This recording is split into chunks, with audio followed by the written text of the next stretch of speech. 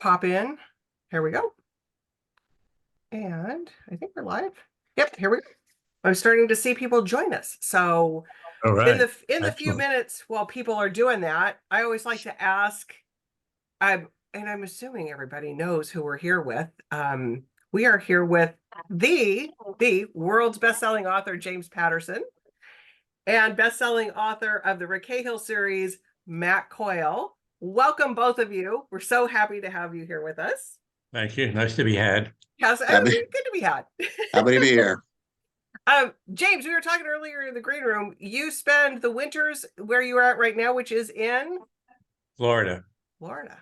Warm here. It's nice. Yeah. I'm sorry I didn't do it sooner. I grew up in upstate New York. I've had more than enough snow. Actually, we were in New York over the weekend, and I didn't know they hadn't been having snow there, but they hadn't had snow in over 700 days. Yeah, 2 years. Yeah. Wow. And it was sleeting. I mean, I had at one point I had to get out of the cab for 20 seconds, and I was covered with sleet.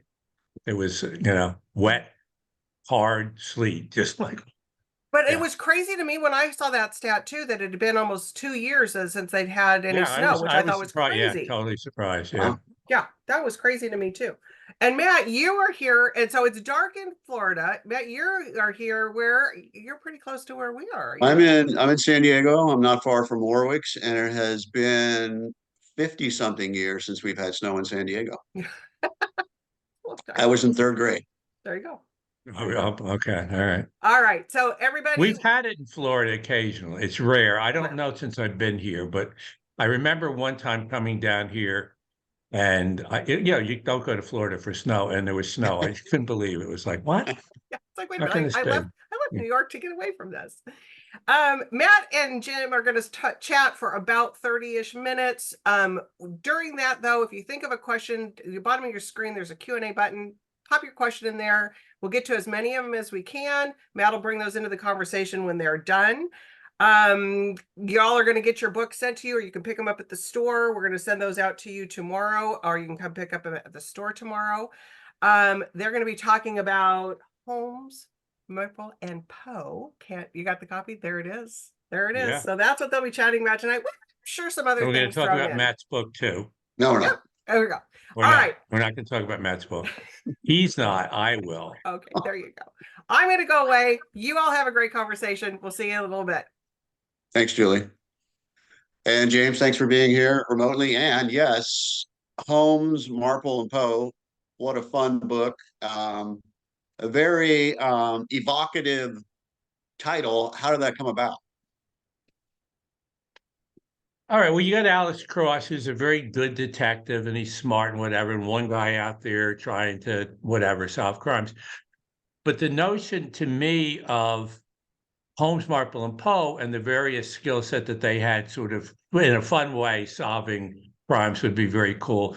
And it's set in right now, and that's a little bit of a mystery.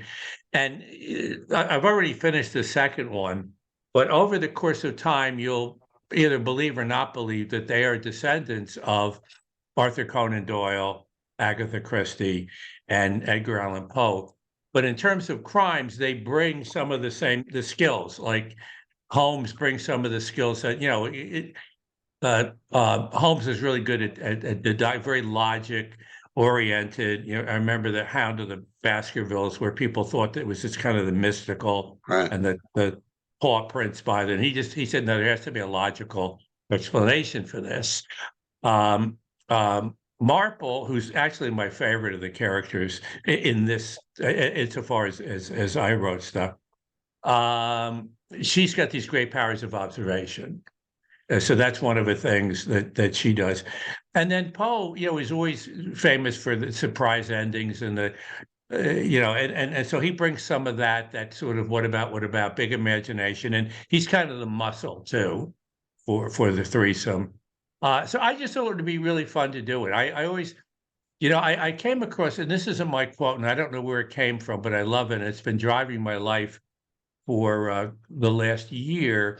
And I think it's as important for 20-year-olds as it is for me at my age, because it really does sort of focus you more in a way that I think we need to be focused. And the line is, my time here is short. what can I do most beautifully? And I love that. I just think Me it's so, too. because you're 20 years old. And, oh, yeah, I got plenty of time. Yeah, not as much as you think, especially in terms of figuring out what do you do beautifully? What turns you on? What can you do that for your living? Or can that be your hobby of hobbies or whatever the heck it is to bring satisfaction and joy to your life and hopefully not hurt the world while you're gaming. It's a good thing for you and maybe a good thing for the world.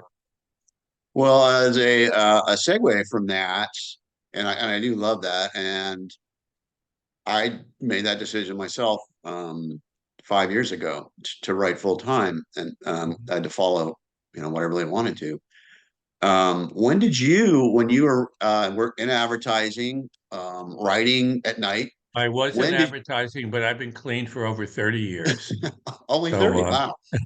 So when yeah. did you decide that this is why I'm here to write? Well, I decided it real early. I just didn't have the confidence or the arrogance or whatever it takes to set out and do it. I was very lucky in that the first novel I wrote when I was 25 got turned down by 31 publishers. It then won an Edgar as best first mystery. So go figure that out.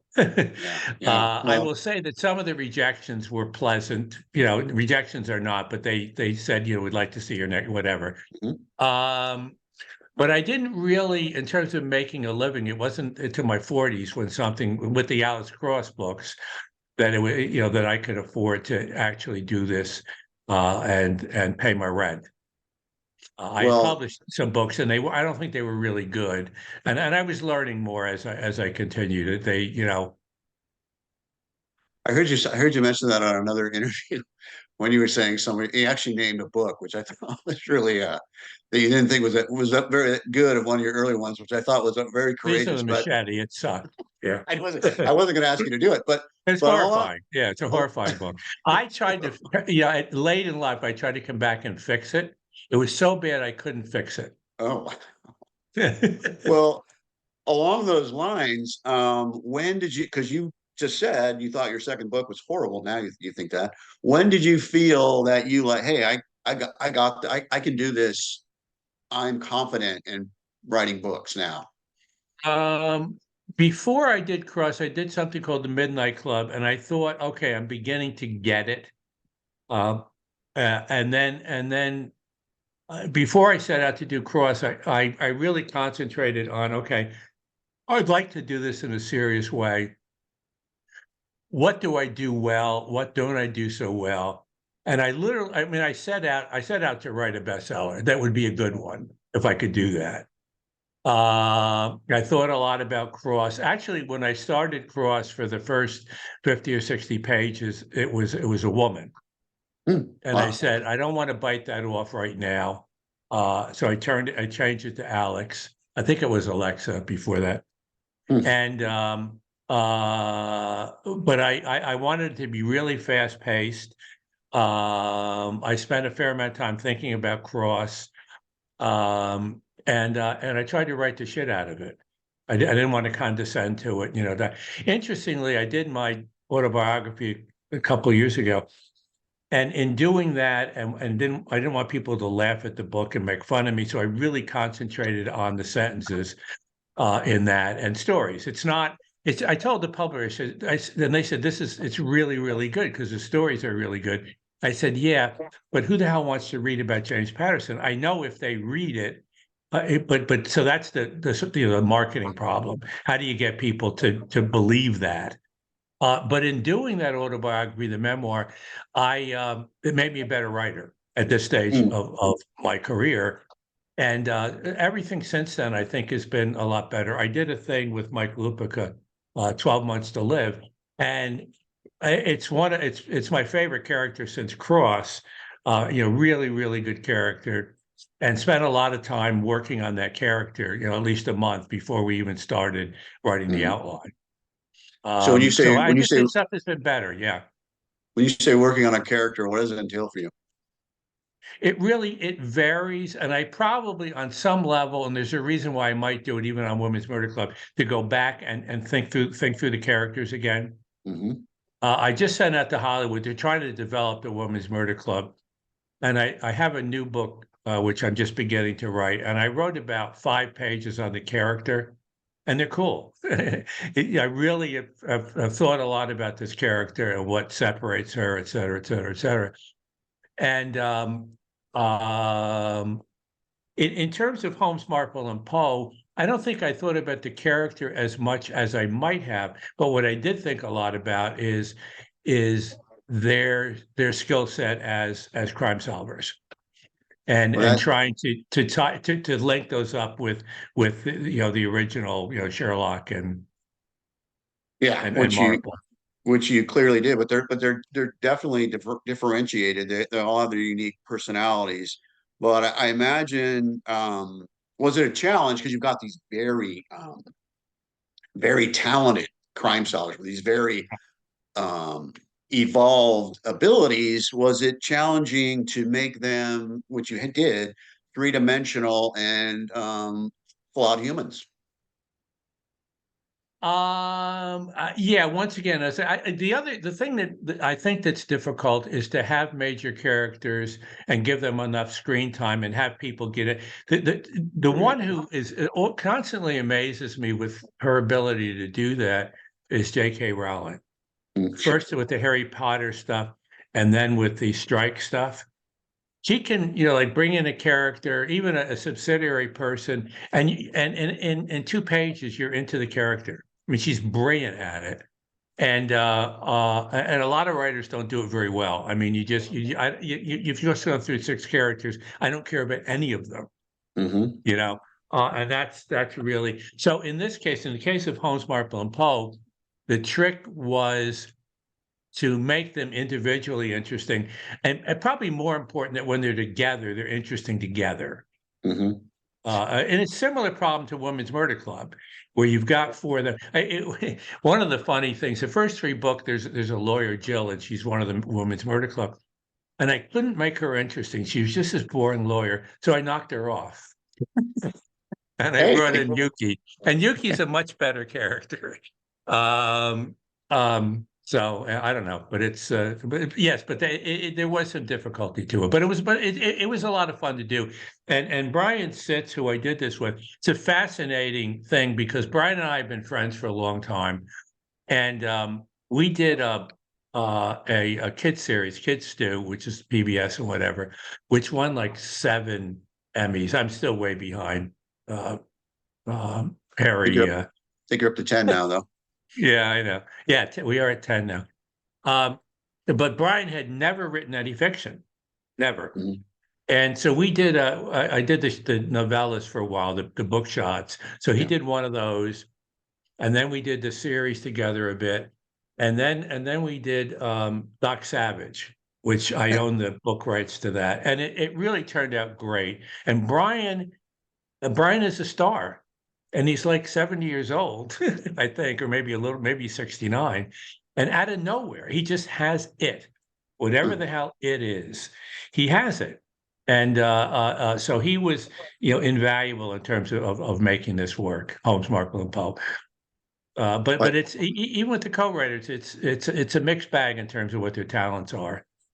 That's what I want to. I definitely want to go back to Holmes, Marple, and Poe. But I did want to ask you, when you decided to have people collaborate, of the writers, not nearly, there's no one as well known as you, but not on any huge scale that well known, collaborate with you and share your readership, which I don't think people give you enough credit for that, which it's a very generous thing to do.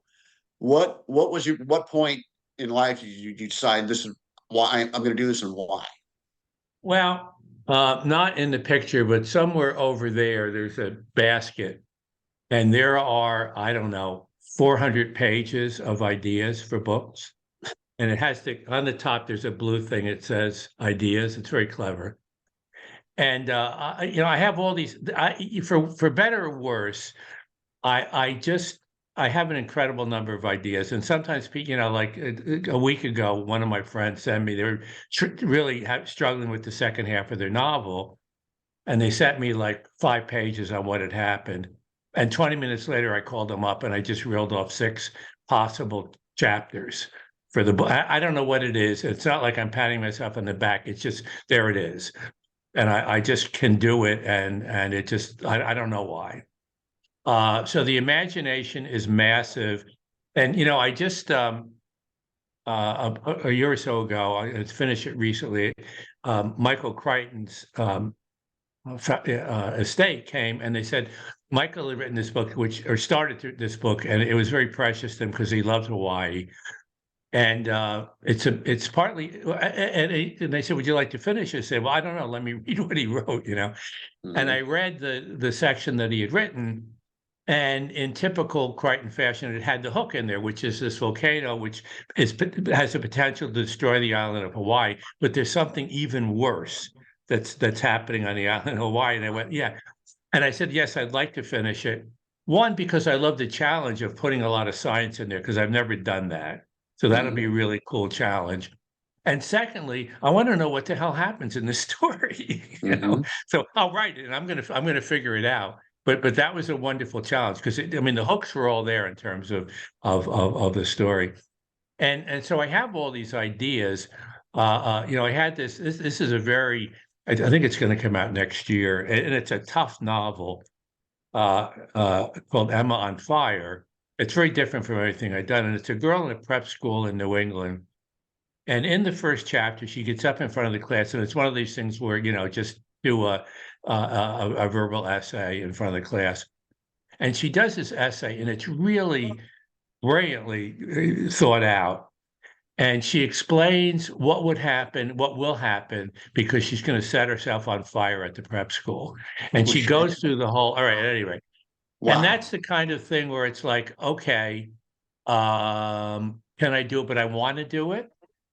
You know, I want to do it. You know, so that's it. And I couldn't do it if I didn't have some co-writers doing some of the stuff. You know, and then I have to get people who I know I can work with.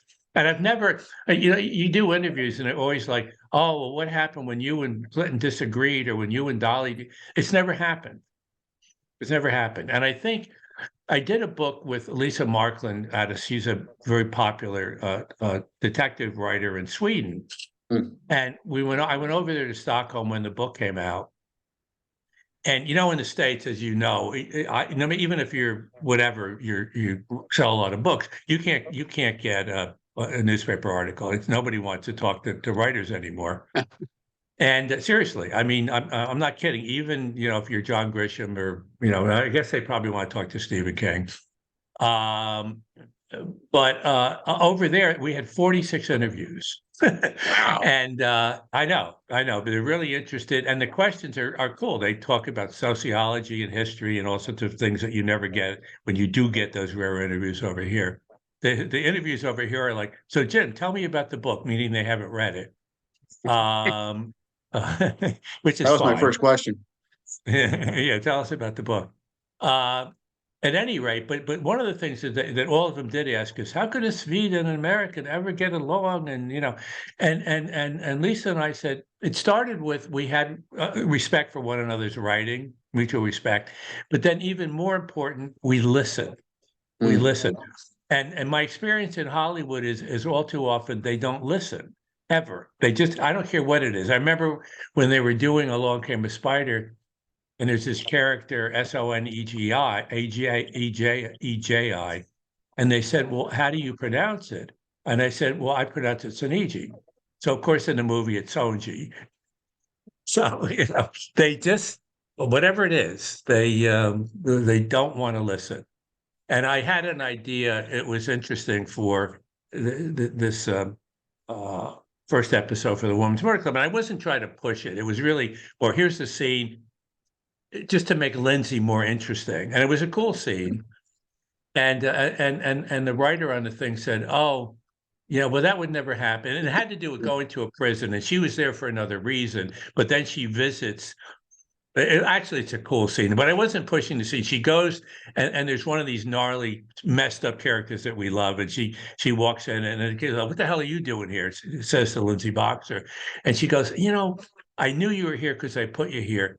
and I just wanted to come to see you in jail because I said it really makes my day to see you here in the, you know what I mean? And I said, I think that's kind of cool, but I'm not pushing it, but I think it's cool.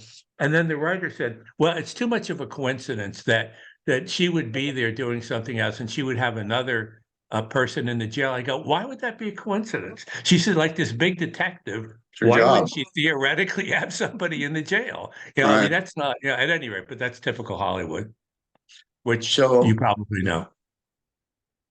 Unfortunately, no.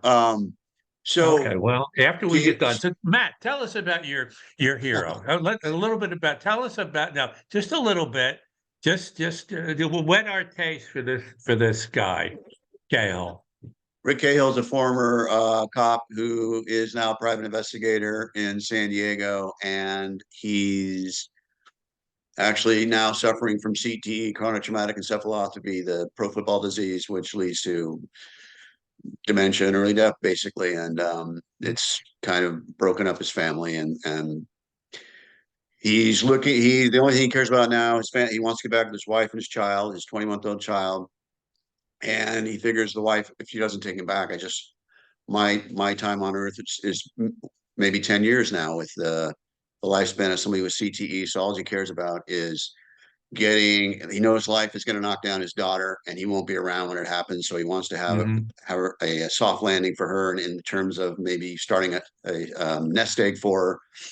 And someone knocks on his door who can give him that, but someone who tried to kill him before, he knows he can't trust. It's exactly the kind of person his wife doesn't want to have him take as a client, but he has to weigh the how many novels with him have there been now? That's number 10, Odyssey's End. 10. Wow. Okay. All right. So thanks for that's a lot of joy to for readers all over, wherever you are, wherever you're listening, watching. Yeah. Thank you. That was very nice of you. Speak about Hollywood. So you've had pretty well. You've had. I was just watching last night. Not Along Came a Spider, but it's the girls. Yeah, no, I was Along Came a Spider with Monica Potter. So, but you've had, I think, 7 or 8 of your books done movies. You've had series. So when you pitch them, do you have any involvement beyond that when they say yes and here's some money? Do you have involvement at all? Or more now? In the beginning, no. I would never write a Hollywood novel, but if I did, the first line, "Hello, I lied." It's just weird out there. Let me, if I can tell this story correctly. Who's the writer? William, who did Butch Cassidy and Sundance Kid. Oh, Golden? Yeah. So a friend of mine was a friend of his, and he tells a story about going out. Robert Evans, who ran Paramount, was a friend of Golden too, and so he's really worried about this project with Paramount. And he said, "Listen, is this thing for real? Is it going to happen? Is it going to happen?" And Evan said, "Look, we've been friends for a long time. You know, I wouldn't screw you. You know, when I tell you it's going to happen, it's going to happen." He said, "No, but I'm just not."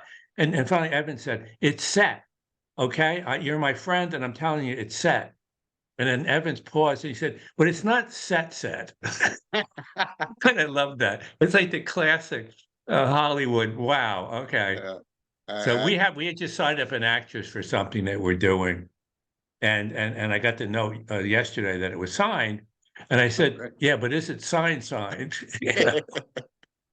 anyway, you actually have speaking of Alex Cross, Amazon Prime is going to launch a streaming Alex Cross in spring, right? Yeah, I don't know exactly. I'm not sure if they've decided yet, but I'm guessing it's April or May. Is it spring? Yeah, that's right. Yeah. Aldous Hodge, he's great. He's a really good actor. It's a little edgier than the books, which is great. I don't mean more violent, but it's just edgier, a little bit more Washington, a little bit in a good way, which I really approve of. I think they did a really nice job. They tested through the roof, which is useful in terms of them, wanting people to watch it. And I've watched all the episodes, and it really it's good. And Aldous is great, and he's a hunk too, so that doesn't hurt. And Morgan is a wonderful actor, but not a hunk. All due respect, Morgan. I love you, but You were a And hunk. I mean, been a I few guess you're a hunk decades. for certain people, certain age, Yeah. Yes. Yeah, it's been a few decades. Although I find it very hunky. He's such a flirty guy, though. I met him way back when doing the movies, and I brought my wife out, and but he is a flirt. And I just remember when I introduced Sue, and he goes, Sue, how do you do? Whatever. Can't help himself. I can definitely hear his voice in my head when you say that. So back just quickly to Holmes, Marple, and Poe. Yeah. Lightning fast chapters, which I really like. And it's not just one case they're solving. There's multiple cases they're solving. Yeah. There's also the question, which I really like. There's mystery and mysteries about them. Like, okay, they have these names that don't, those are historic names. Can they really be related to them? What is this all about? And then there's people actually trying to figure out who they really are. But beyond that, there's kind of some darkness with Poe and Holmes, Yeah. which I really like. And I imagine that had to be a blast to write. Yeah, well, Holmes, he did have problems, obviously, and so that and I like that. One of the minor criticisms about Alex is he's too perfect, and there's some truth to that. And I like the idea of characters that aren't. There's a book that I did with Mike Lupica. Actually, it's a series, 12 Months to Live. And that's another one, if people are interested. That one, I hope they all turn out well. That one turned out great. And that's my favorite character since Alex. It's a really good the title was going to be Jane Effing Smith, but they kind of got chicken and, whatever. I think and here is the series, which I love is an idea for a series. 12 months to live next year. I'm not kidding. 8 months to live. And the year after that, 4 months to live. The main character is given a death sentence. And it's 3 books. I told Michael Connelly's a friend. And I remember John D. McDonald, with his main characters. He was very smart. And one book would come out. The next year, the next book would come out. But Travis would only age like 3 weeks. See, Connolly made the mistake of aging Bosch the book would come out a year later and he would age Bosch a year, which is just stupid. I told him, I said, Michael, what are you doing? He's like 80 years old now. He's on a walker. Bosch, he isn't, but I mean, so with Alex, I never made that mistake. With Alex, it's 2 weeks later or whatever the hell it is. He has a lot goes on in his life in those couple of weeks. So Poe, Christie, Conan Doyle, were they early influences for you? I don't think influences, but certainly, people look, we all read Poe, and for a lot of us, I don't know about your growing up. We grew up Catholic schools and whatever, and we just read a lot of stuff that basically turned us off to reading. But Poe turned us on, so that was a cool thing. And I work. I have a thing with the University of Florida, and they have the percentage of kids reading at grade level in the country is 43%, which is a disgrace. Okay, University of Florida has a program where they can get it up into the low 80s, and they've tested it all over the place. It's in like about 14 counties in Florida now, and it's spread all over Canada as well. And I have nothing to do with inventing it, but I do help finance it a bit.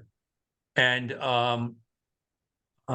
part of it has to do with if the objective, especially when kids are young, is to get them reading, then don't give them things that turn them off. Don't do that. I had a kids imprint, and the mission was when a kid finishes a Jimmy book, they'd say, please give me another book, as opposed to millions of kids in the country who have never read one book that they liked. If the objective is to get them reading, you got to give them things where they say, give me another one. That was great. So that's what's Telltale Heart and Pit and the Pendulum, that classic, messed up, but wonderful in its own crazy way, and useful to get kids reading. With Sherlock Holmes, there are only 4 novels. Mm-hmm. and a bunch of short stories, which I think he published all or most of the short stories in book form in the same year. I don't know for how long he'd been writing the stories, but you froze on me, Matt. I hope this means you can. Oh, there we go. We're Yeah, live again. apparently my internet's unstable, which never happens to me. I don't know what's going on. Okay, I all right. apologize. No, it's the bookstore, man. Warwick's. They're playing with us. Yeah. They're just just turning it off occasionally to screw with us. Telltale Heart. Telltale Heart. Yeah. Purloined Letter. One of the interesting things about Poe is he created one of the early great detectives, Dupin, D-U-P-I-N, and and it was one of these detectives that's just brilliant, whatever. And we've been ripping that off. So he wasn't the only one, but Wilkie Collins, I think, whatever. But he definitely was got to it early. Well, so if the three authors mentioned are who were some of your early influence or your as a writer influences? Early influences on me, basketball, girls. Yeah, once again, I was always a good student, but I got turned off to books within reason all through grade, the whole Catholic school thing. It was just one thing I didn't read after another. It was the same with most of our classmates. We all, at one point, we got into James Bond books for a while. That was useful. And then my family moved up to Massachusetts. I got a job at a mental hospital up there. And that's when I turned. I used to go into Cambridge about 3 times a week, and I started just reading everything I could get my hands on. And it was all, heavy stuff, just, Jean Genet, Our Lady of the Flowers, and well, there were a lot of I'm bad. Actually, in the room here, I could go up and there's around my room. I went out and bought a lot of the books that had influenced me, but I don't want to get up from this over the years. Right. And they ranged from, kind of goofy popular novels to pretty heavy stuff. But I started writing that stuff and then I started scribbling. And somebody says you're lucky if you find something you like to do in life, then it's a miracle if somebody will pay you to do it. I love the scribbling. I love the telling the stories. And when I was a kid growing up in Newburgh, New York, we lived in the woods. And I used to wander through the woods telling myself stories. So I think that's probably where the skill was developed, if it is skill, the curse, whatever it is, the schizophrenia, the being able to have 3 or 4 or 5 different voices. I do have that ability to, and as you know, one of the important things when you're writing a new book or a new series or whatever is getting a voice for it. Yeah. Even with the nonfiction. I mean, we're doing actually now the Idaho murders as nonfiction, and we also have a documentary which we're already shooting with Prime Video. And in terms of the book, you really have to make a decision. And the decision we've made about the book is we're really going to deal with the tragedy to those kids and the family and those cities. And it's 2 universities involved. There's University of Idaho and also Washington State. Yeah. And that's just a decision to be made as opposed to Kohlberger and really, getting it. We're going to deal with him a bit, but not to glorify. I mean, with the Epstein was sort of the centerpiece of when I did Filthy Rich. But we're not going to do that with this book. Yeah. So there are voices for true crime. Is that difficult or easy with your background? I don't like doing the nonfiction as much. The thing came up with the Idaho, and I just went, yeah, let's do it. Let's do it. Vicki Ward, I'm involved with. Vicki was involved with the documentary. She's a Vanity Fair writer, and other things. But she was involved with the documentary on Epstein, Filthy Rich. And we got friendly, and then this thing came up. And so we decided to work together on it.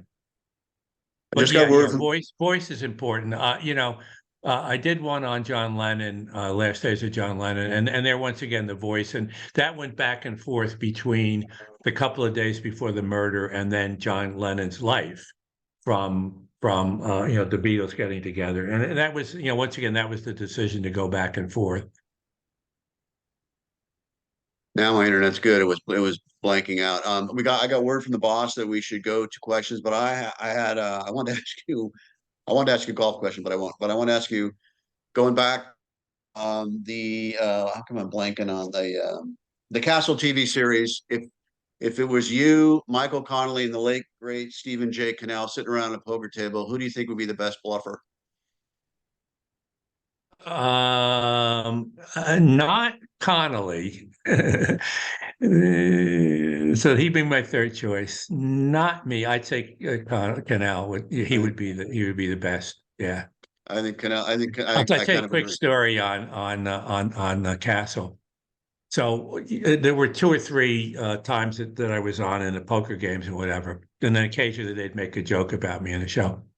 But I was walking, getting on an airplane, and there's a woman, and she's pointing at me, and she's going, I know you." So I stopped, and you try to be nice and whatever. And she said, "Yeah, you played Patterson on Castle." And I said, "Yeah, I'm going to play him on the plane ride too." But Yeah, I've been working on them for years. yeah, All right, I'm gonna take a look at we got some there's a it's kind of a long question here. From 4 parts. Teresa, and I know she's a writer. I happen to know her Okay, personally. She knows you. Actually, she was one of the 3 finalists in your first co-author contest through Masterclass, which is pretty cool. okay, Very thankful. It meant a lot to her. I finished the first draft of that manuscript, and then it hit me with some really big challenges in terms of health and family issues. But I'm feeling great. I credit your okay. advice. I think it's just a kudos to you, actually.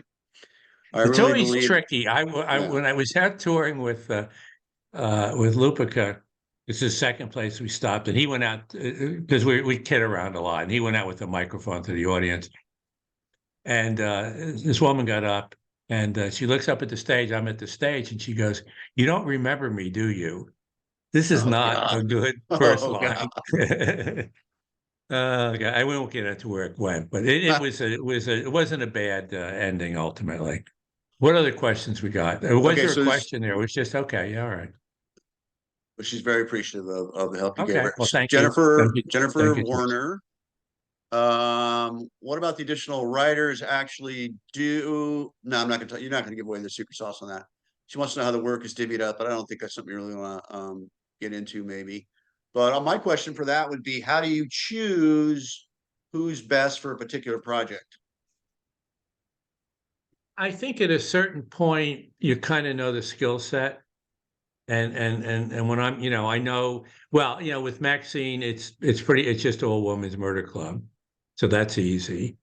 Um, if we continue, we have two with Holmes Marple, and that would be Brian. And so it really depends on what it is and who I think that their ability would match the best with that project. Also, how hard the project is. Some of them are better than others. Before we go, I wanted you. I listened to one of your interviews, and you were in Jersey Shore, very windy. Oh Saw God, yeah, yeah, yeah, somebody on a bike fighting the yeah. wind. How did that affect you? Well, yeah, we were on tour. This is with the Lupica tour, and my wife Sue with us. It was a terrible day. It was wind and rain, and it was just awful. And they said, "Let's take a walk to the ocean." And so I said, "All right, fine." So we went about 100 yards, and I said, "Screw this. It's ridiculous. I'm already soaking wet." So I walked back to the little hotel we were staying at. And just before I got to the hotel, there was this little old guy on a bike that was older than he was, riding into the wind and the rain. And one word came into my brain, and I went inside and I wrote the beginning of 5 pages on the outline for a novel just based on that one word. That is And I now have 110 chapter outline on that. Actually just sent out, I mentioned this thing about character development. I sent out the first 4 pages, which just deal with the character development, what I felt about this lead character. And I sent it out to try to help one of the projects out there, not this one, but something else in terms of how can you develop a character before you sit down to write the character, or right. before you sit down to write the novel or the screenplay, whatever it is. So you have so many ideas that they're just falling out of your head. 100 words on the poor guy trying to get through the wind on his bike. That's fantastic. Julie has returned. I think our time's getting to be up almost. Okay. Well, thank you, Julie. But for- I have to ask you, as we close this, and James, you Yeah. are an icon in the industry, and you've seen this industry in all its glory and all its bad Yeah. stuff.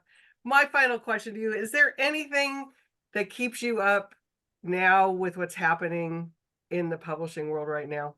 Not the publishing world, the world in general. I don't want to say it keeps me up. I'm a pretty good sleeper. I've always been able to, but when I'm awake, yeah, I mean, there's so many things that are troubling. And I think one of the tricks, my wife, Sue, who's wonderful, my joke about Sue is Sue ever leaves me, I'm going with her. But and she does, she watches way too much MSNBC. It's just like, and I think it's poison. You just can't do that all day. It's just too much.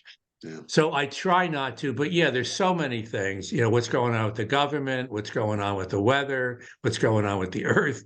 Right. It's one thing after the, I don't remember it being quite as bad in terms of these things being really serious. Right. I mean, when I was a kid, you had the Russia and the bombs, and we'd have to go under our desks and stuff like that. And that was bad. But it wasn't, but that was it. I mean, that was the main problem. There weren't like about 4 or 5 things that were all like, oh my God, everywhere you look, there's something awful. So I think part of it is trying to, and I don't think it's being escapist. Say, I'm not going to deal with it all day. Right. It's a sunny day. Look at the sky. Yeah, let's praise the day. Let's have fun. And Matt was going to ask you about golf. I know. I'll do every day. Sue and I mostly. She's irritating. She was a big All-American swimmer, and she hits it well farther than I do. She really.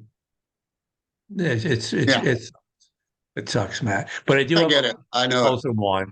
She has 6 now. See that? She's had 2 this year, and she hit another one in on a second shot. She said, she hit a crummy one. She hit another one. So this year she's had a 2 1/4. I don't know what credit we give for the second ball. As a family, we have 4. You have 14. I have 0 lifetime. 0. No, we have 50, 9 and 6. Oh, 9 now. Okay. I haven't a day. Yeah. Anyway. No. I've had 9 for a while.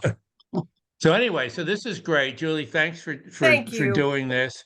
Hope everybody has fun. I don't think you'll be disappointed with Holmes. Really good. I think you'll like Matt's series. And then 12 Months to Live is another one if you haven't caught up with it. It's particularly interesting, I think. Excellent. That's another one in Hollywood. We have a great actress attached, really good. We have, I think, the best showrunner attached, and then one of the head writers from Ozark. Usually when you go out with a package, you don't have, it's like you got, I don't know, not much. But this one, it's really loaded for bear. So I'm hopeful about that.